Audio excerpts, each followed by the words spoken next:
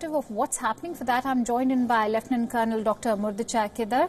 He's the Israeli scholar and he's joining us live on this broadcast from Jerusalem. Also, not to forget, he's been the former senior IDF military intelligence officer who specialized in Syrian domestic arena. So, a very warm welcome to you. Now, needless to say, the UN is addressing a very worrying escalation. What do you see as a possible outcome of this emergency meet?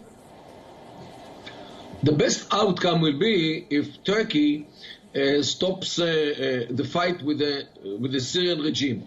But I have to emphasize something. What caused Turkey to go into Syria? Idlib, or the Idlib area, became a safe haven for hundreds of thousands of Syrians, civilian Syrians, who are running away from the shelling and the bombing of the Syrian regime and the Russian airplanes. And they found asylum in the Idlib area, not far from Turkey.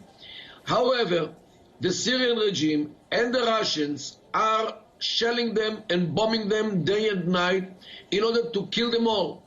And they actually want to run away to Turkey.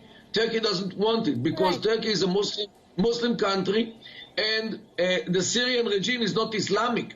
The Syrian regime is Alawi, and they are viewed as infidels. So this is why they kill the Muslims. And as Turkey, as a Muslim country, cannot allow such a thing. Right. In addition to the thing that Turkey doesn't want millions of more refugees. Right. So this is why Turkey is there to protect the Muslims. Very rightly said. Mr. Kedar, why is Idlib now becoming the bone of contention for Syria and Turkey? Is a trade-off over Idlib even possible between Turkey and Syria?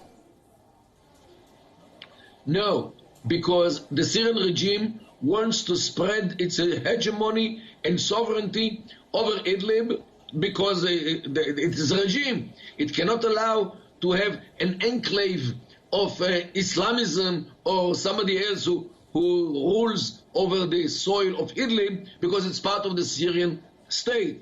The problem is that the regime wants to kill them all because they are Muslims and the regime is not Islamic. They are Alawi. They are infidels. So Turkey comes to protect them. This is why if the Syrian regime stops its assaults on this unfortunate place named Idlib, and it's the area of Idlib, the fight will stop. Absolutely, Turkey is being the custodian of the Muslims there in Syria, as you rightly pointed out. Now, last year, Turkey's operation against Kurdish forces in Syria was ended by Russian mediation. Despite their common interests on many levels, will Ankara jeopardize its relationship with Moscow over events in Syria?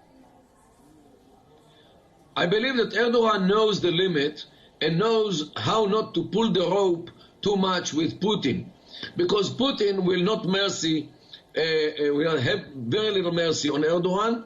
Just to remind you what happened a few years ago when Turkey knocked down an airplane of the Russian Air Force, and Putin actually twisted Erdogan's arm behind his back in order to stop his support to ISIS, as he was already there supporting ISIS. And he forced him to join the Russian alliance to save the Syrian regime. Yet, Erdogan would not like to see any Muslim being killed by this regime, and this is the source of the tension between Turkey on one side and the Syrian regime and the Russians on the other side. All right, Mr. Kedar, now I want you to focus on the scenario in Syria itself. It's especially northwest Syria, which we are looking at, which is experiencing an unprecedented mass displacement and humanitarian crisis.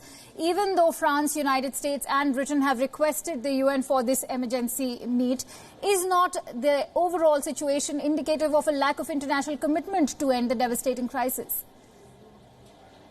Of course. Look, we are now approaching the end of the 9th year of the policy. It started in March 2011. And since then, probably 1 million people got killed in Syria only because the regime doesn't like the population, because the regime is Alawi and the population are Muslims.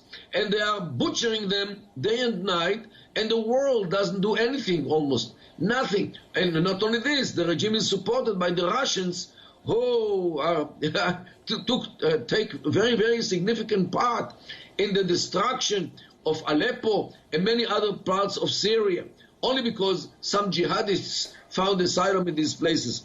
And this is the problem. The illegitimate regime of Syria, which is supported by Russia.